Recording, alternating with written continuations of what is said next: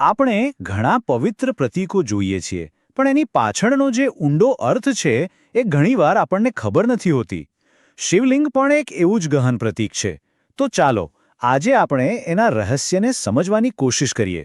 અને આ બધું શરૂ થાય છે એક ખૂબ જ રસપ્રદ સવાલથી કે ભાઈ શંકર ભગવાનની આટલી સુંદર મૂર્તિઓ છે તો પછી એમના આ નિરાકાર લિંગ સ્વરૂપની પૂજા આટલી બધી કેમ થાય છે?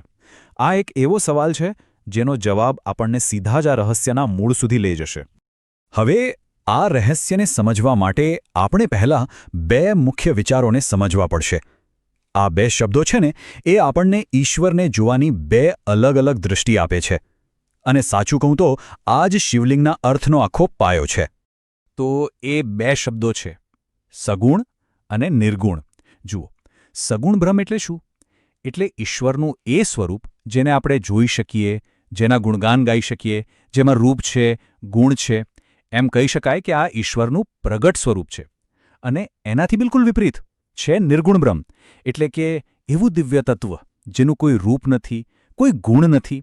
એ અપ્રગટ છે, નિરપેક્ષ છે અને એ જ અંતિમ સત્ય છે. અને હવે જુઓ આ બધું કેટલું સરળ થઈ જાય છે. એક બાજુ છે શિવજીની મૂર્તિ જે એમના સગુણ સ્વરૂપનું પ્રતીક છે, એટલે કે સાકાર સ્વરૂપ. અને બીજી બાજુ છે શિવલિંગ જે એમના નિર્ગુણ એટલે કે નિરાકાર સ્વરૂપ તરફનો એક ઈશારો છે, એક પ્રતીક છે. આ જે નિરાકાર અને અનંત હોવાની વાત છે ને, એને સમજાવવા માટે એક બહુ જ અદ્ભુત પૌરાણિક કથા છે. ચાલો એ કથા સાંભળીએ. વાત એમ છે કે એકવાર આખા બ્રહ્માંડની વચ્ચે અચાનક જ અગ્નિનો એક મહાકાય સ્તંભ પ્રગટ થયો.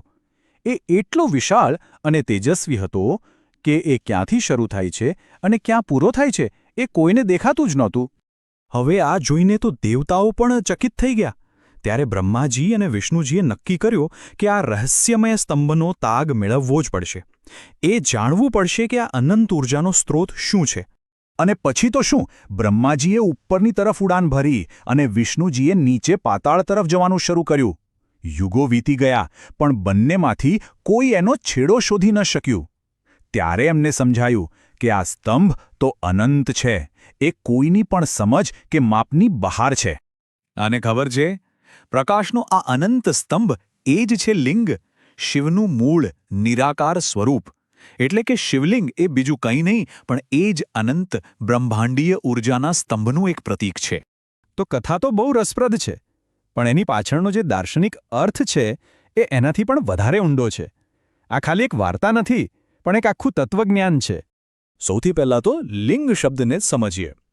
સંસ્કૃતમાં લિંગનો મતલબ થાય છે ચિહ્ન અથવા નિશાની. બસ આટલું જ. એ પોતે કોઈ વસ્તુ નથી, પણ એ કોઈ બીજી એનાથી પણ મોટી વાસ્તવિકતા તરફ ઇશારો કરે છે. એક સાઇનબોર્ડ જેવું. એટલે જ કહેવાયું છે કે શિવ પોતે તો નિરાકાર છે, બ્રહ્મ સ્વરૂપ છે. એટલે એમના એ સાચા નિરાકાર સ્વભાવને પામવા માટે એમના નિરાકાર પ્રતીક એટલે કે લિંગની પૂજા થાય છે. જો વાત કેટલી સીધી છે. નિરાકારને પામવા માટે નિરાકાર પ્રતીક. અને આ જ વાત આપણને આ ઉપાસનાના મૂળ સુધી લઈ જાય છે. આ કોઈ મૂર્તિની પૂજા નથી, પણ એક વિચારની ઉપાસના છે. એક એવા ખ્યાલની જે દૃશ્યમાન જગતથી પણ પરે છે. તો આખી વાતનો સાર શું છે?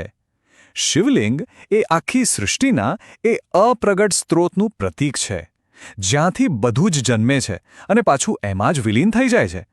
એક એવી વાસ્તવિકતા તરફ ઇશારો કરે છે જેને આપણે જોઈ કે માપી શકતા નથી. એટલે જ્યારે એની પૂજા થાય છે ત્યારે ખરેખર તો એ અનંત તત્વ પર ધ્યાન કરવામાં આવે છે. આમ જુઓ તો આ પ્રતીક એક પ્રકારનું આમંત્રણ છે. આપણને એવું કહે છે કે જે દેખાય છે બસ એટલું જ સત્ય નથી, એનાથી આગળ પણ વિચારો. એ આપણને ભૌતિક જગતની મર્યાદાઓ